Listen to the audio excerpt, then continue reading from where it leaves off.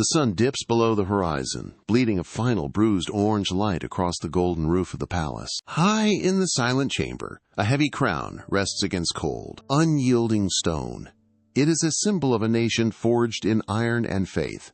Then, a single, dark drop of blood lands on the surface, searing the metal with a stain that will not fade. History remembers him as the shepherd who felled a giant, the warrior who unified a people, the man whose heart beat in sync with the divine. But the archives of time hold a different record. Beneath the veneer of conquest lies a hidden chapter of desire and betrayal. It is a story not of swords and battlefields, but of the moments when a man chooses his own comfort over the weight of his duty. The legacy of the throne is heavy, and even the strongest hands tremble when the shadows finally catch up to the light. The glory of the past is about to be eclipsed by the cold, hard reality of a transgression that will shatter everything he has built. The silence in the room is absolute, waiting for the truth to break it. Spring arrived with a change in the wind, carrying the scent of dust and distant iron. The city gates groaned as the army began its movement. Thousands of men marched in unison, their sandals striking the earth in a steady, relentless rhythm that signaled the start of the campaign season. Outside the city walls, the horizon filled with the silhouettes of soldiers heading toward the front. Inside the palace, the activity was just as frantic. Yet one figure did not join the flow. David stood at the threshold of his quarters, watching the banners vanish into the haze of the valley. He did not call for his armor. He did not signal his commanders. He watched the last of the rear guard clear the gate, and then he turned back into the cool shadows of the inner chambers. The palace, usually a hive of statecraft and command, grew unnervingly quiet. The departure of the army left a vacuum in the halls. Without the weight of command to occupy his hours, the air grew thick with a strange, stagnant lethargy. He moved through the rooms, the sound of his own footsteps echoing against the marble floor, marking the time of a leader who had traded the battlefield for the comfort of silence. Midnight arrived, but sleep remained a stranger to the king. David paced the corridors, his leather soles clicking sharply against the polished marble. He stopped by a window, pressed his palm against the cool stone, and listened to the city below. It was a city he had built, a capital of order and law, yet tonight it felt like a cage. He tried to read, then discarded the scrolls. He tried to rest on his bed, but the silence pressed against his ears like water. He stood and began to walk again, his stride lengthening as frustration mounted. Every lamp flickered in the draught, casting long, dancing shadows that seemed to mock his aimless movement. He climbed the winding stairs, his breathing heavy, reaching for the higher air of the palace roof. He needed distance. He needed to see the expanse of his domain to anchor his mind. He emerged onto the stone platform, the night air biting at his skin, and walked to the edge. From this height, the city lay exposed, a grid of dark courtyards and sleeping rooftops. He looked down, searching for a distraction, unaware that the height of his power had brought him to the very brink of his undoing. The city lay beneath him like a map of shadows, silent and still. David leaned over the stone balustrade, his hands gripping the weathered edge until his knuckles turned white. He scanned the familiar streets, searching for any sign of life to break the monotony of the night. Then, his eyes caught a subtle shift in the darkness. A few streets away, tucked behind high, protective walls, a private courtyard glowed with the soft light of a lamp. He squinted, leaning further into the darkness to pierce the distance. Movement flickered within the enclosure. He did not blink. The breath caught in his throat, held tight by the sudden clarity of the scene unfolding below. He knew the layout of those houses. He knew who resided there. Logic demanded he step back, return to the inner chambers, and leave the night to its privacy. Instead, he locked his feet to the stone. He shifted his weight, bracing his arms to keep his focus fixed. The distance between the king and the subject vanished. He watched the movement below, the stillness of the palace roof, amplifying the pulse in his neck. Every instinct of a leader told him to look away, yet he remained motionless, transfixed by the sight, letting the weight of the moment seal his intent. The decision did not come as a thunderclap, but as a quiet, heavy settling in his chest. David pushed away from the stone balustrade, his fingers trembling slightly as he pulled them back. He did not look down again. He turned his back on the courtyard and strode toward the staircase, his pace rapid and rhythmic. The marble stairs rang under his boots as he descended into the bowels of the palace. He reached the lower chambers where his guards stood in the shadows, their eyes fixed forward. He did not hesitate. He summoned his messengers, his voice low and steady, stripped of the hesitation that had plagued his thoughts an hour before. He gave the instruction, naming the house, naming the woman. The words hung in the air, a command that defied the laws of his own kingdom. The messengers bowed and vanished into the night, their footsteps fading quickly against the palace stones. David stood alone in the hallway, the weight of the moment pressing against his ribs. He had crossed the boundary. The authority of the throne was now a weapon turned against his own integrity. He walked into his private quarters, closed the heavy wooden door, and waited for the sound of approaching footsteps to shatter the silence of his reign. The weeks that followed slipped into a rhythm of hollow normalcy. David sat at his desk, reviewing maps and logistical reports, his mind occupied by the trivialities of governance. The sun traced the same arc across the chamber floor each day. He had convinced himself that the past was a ghost, easily ignored. Then, a courier arrived. He bowed, placed a single scroll on the heavy wooden table, and retreated without a word. David broke the wax seal, his fingers calm, expecting nothing more than a field report or a tax query. He unrolled the parchment. The ink was fresh, the handwriting precise. 3 words stood stark against the yellowed surface. "I am pregnant." The room went cold. The sound of the wind outside the window seemed to vanish, replaced by the thudding of his own heart. He stood so abruptly, his chair skidded across the stone floor. He gripped the edges of the table until his knuckles ached, the paper trembling in his hand. The secret he had kept locked behind palace doors had broken its cage. It was no longer a private mistake. It was a physical reality that would soon be visible to the entire kingdom. He stared at the words, realizing his position, his legacy, and his authority were now balanced on the edge of a blade. David needed a shroud for his transgression, and he found it in the name of a loyal soldier. He sat back down, the scroll still clutched in his hand, and signaled for his scribe. His voice was practiced, devoid of the frantic edge he felt inside. He dictated a request for Uriah to return from the front, framing it as a necessary consultation on the war effort.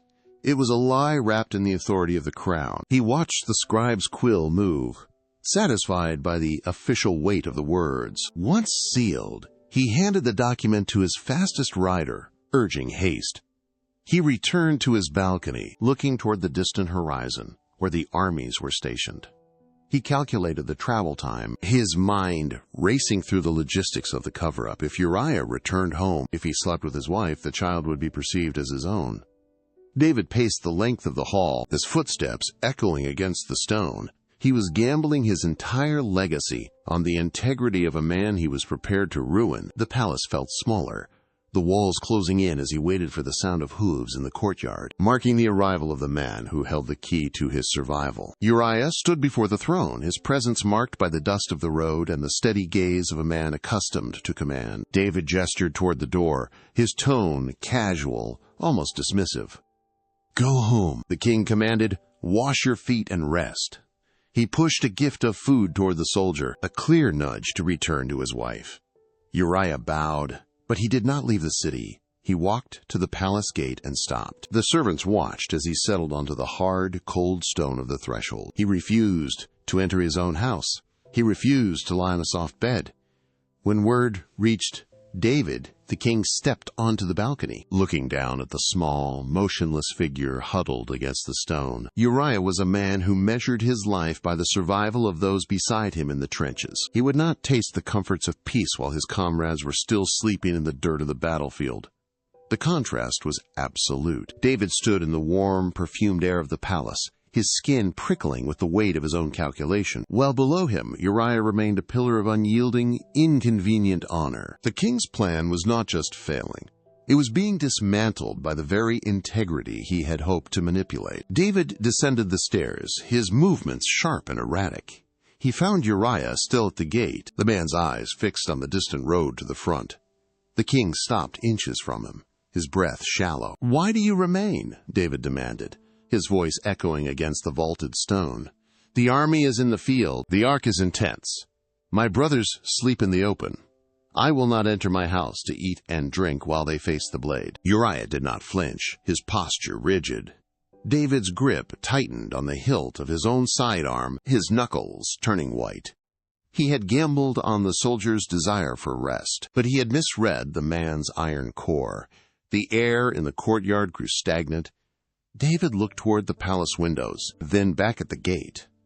The sun was dipping lower, casting long, jagged shadows across the marble. Every passing minute tightened the noose of his own making. He tried to speak again, but the words died in his throat. He saw the truth clearly now.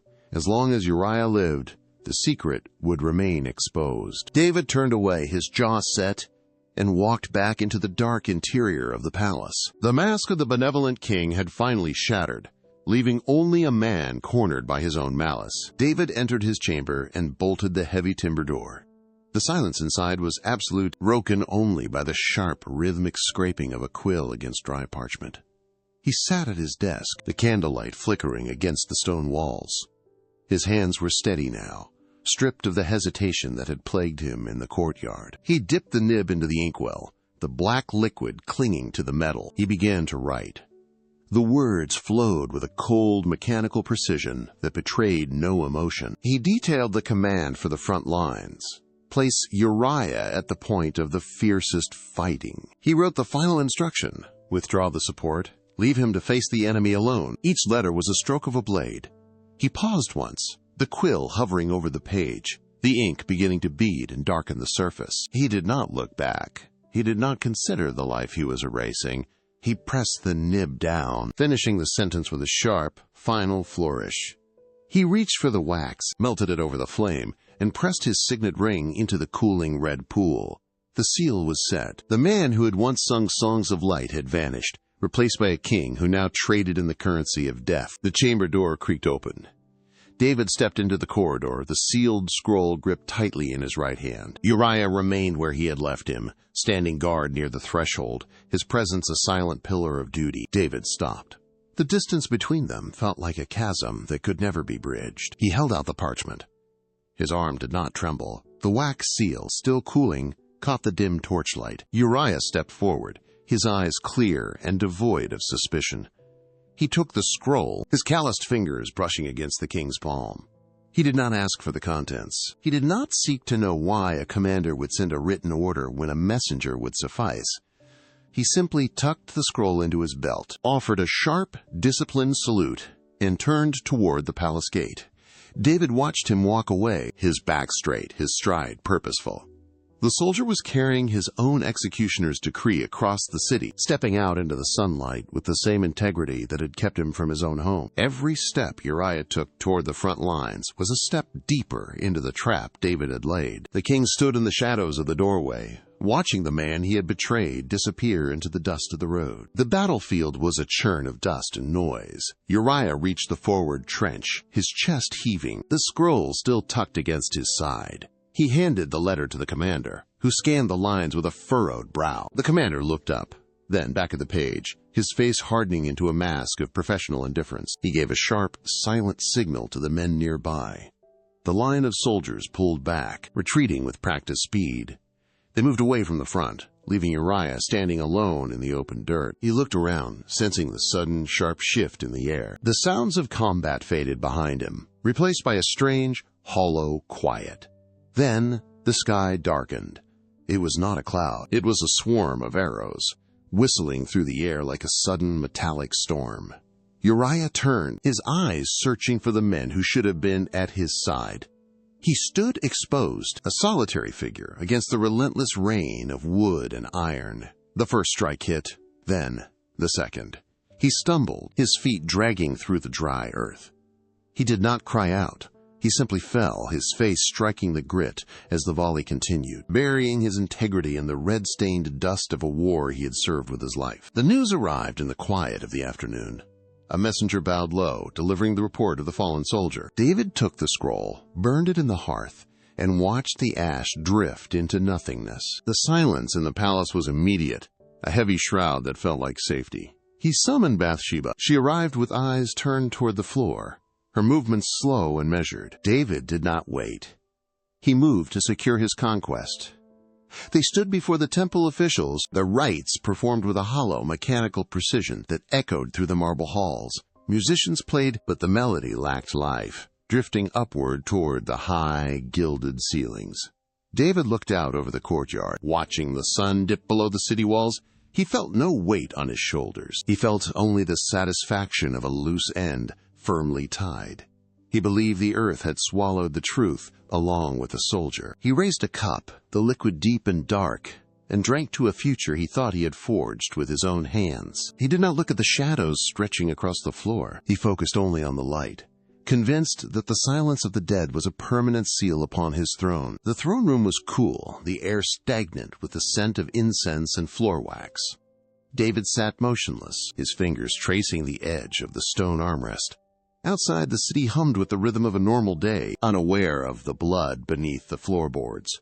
He was staring at the doorway, enjoying the absence of messengers and the quiet of a life reclaimed. Then, the heavy doors groaned on their pivots. It was not a servant. It was not a general. The guards stood at the threshold, but they did not raise their spears. They simply stepped aside, their heads bowed as if in deference to a force they could not name. A man walked into the center of the hall. He moved with a slow, deliberate pace, his feet striking the marble with a sound like hammer blows. He did not bow. He did not speak. He stopped 20 paces from the throne and stood perfectly still. The atmosphere in the room changed instantly. The warmth of the sun hitting the floor seemed to vanish, replaced by a biting metallic chill. David felt his breath hitch in his throat.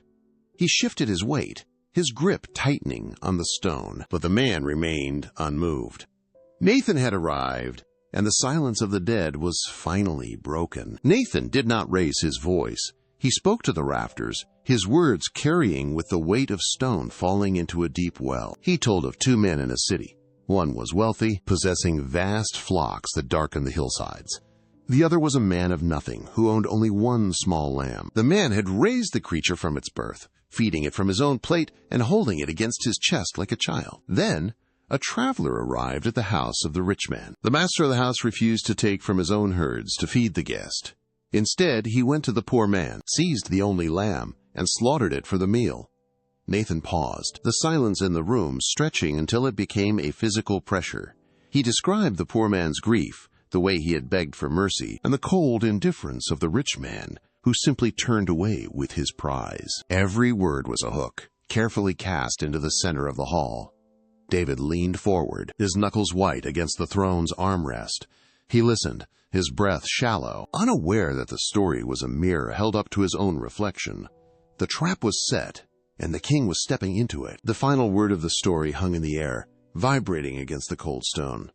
David did not look at the prophet. He looked at the floor, his jaw working, the muscles in his neck corded like iron cables. He pushed himself off the throne, the stone seat scraping harshly against the floor. He paced 3 steps forward, his hands balled into fists at his sides. He stopped. He turned. His face was flushed, veins pulsing at his temples. "As the Lord lives," he shouted, the sound cracking against the high ceilings, "the man who has done this deserves to die!"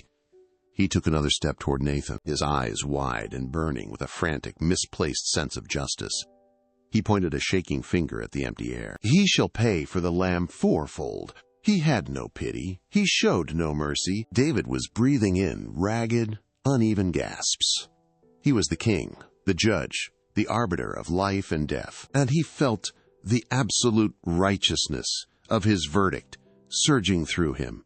He stood tall, chest-heaving, waiting for the prophet to bow, waiting for the court to agree with his decree. He was the hunter who had just sprinted headlong into the trap, his own voice the loudest sound in the room. Nathan did not flinch. He did not bow. He took one slow, deliberate step toward the king. The air in the throne room turned thin, suddenly devoid of heat. Nathan looked directly into the eyes of the man who held the power of life and death, his gaze steady and unyielding. The silence returned, but it was no longer heavy with anticipation. It was sharp with finality. Nathan leaned forward, his voice a low, raspy strike against the king's composure. "You are that man." The declaration hit the space between them like a physical blow. David froze. The fire in his face drained away, leaving him pale and hollow. His hand, still pointed in judgment, began to tremble. Then, the heavy gold band slipped from his brow. It hit the marble floor with a dull,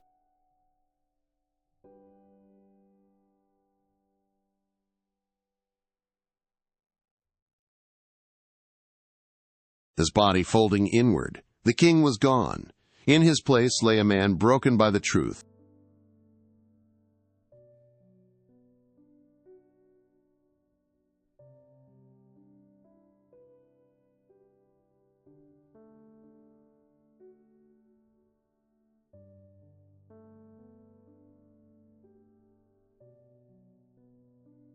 Their footsteps muffled, watching as the king withered into the dust of his own making. Hours blurred into days.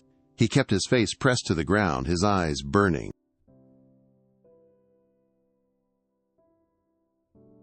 But it was nothing compared to the hollow terror of his son's labored breathing in the next room. He prayed without words, a low, rhythmic keening that echoed off the damp walls. Despite the blood already on his own hands. 7 times the sun rose and set, casting long, mocking shadows across his prone body. He remained motionless.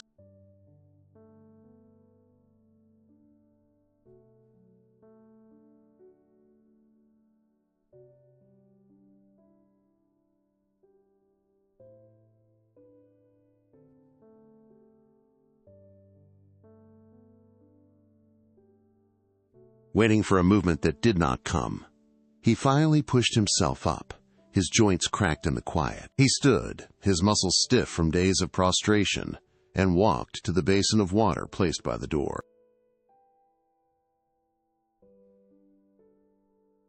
He splashed it over his face, scrubbing away the salt of his tears and the dust of the floor. He wiped his skin dry with a coarse cloth, his movements steady and precise. He looked into the polished metal surface on the wall. The man staring back was hollowed out, his eyes sunken, his posture rigid. He adjusted his stance, pulled his shoulders back, and cleared his throat. The king was dead, but the man remained. He turned away from the basin and walked toward the heavy oak door. He did not look back at the room behind him. David stepped out into the palace corridor. The air was cool, smelling of incense and damp stone. Guards stood at their posts, heads bowed, their eyes fixed on the floor as he passed. He did not speak to them. He walked with a measured, heavy gait, his boots clicking against the marble. The path to the house of the Lord was long, winding through archways that had once echoed with his triumphs, but now felt hollow. He reached the heavy entrance and pushed the doors open. Inside, the space was vast and dim, illuminated by the flickering glow of oil lamps. He walked toward the altar, the weight of his history pressing into his spine with every step. He knew the scars of his choices would never fade. They were etched into the foundation of his house and the marrow of his bones. Yet he knelt. He pressed his forehead against the floor, surrendering the last remnants of his pride. He understood now that the throne was not the summit, but a burden. Repentance was the only path left for a man who had seen the darkness within himself. He remained there, in the quiet, a broken king seeking a grace he had not earned.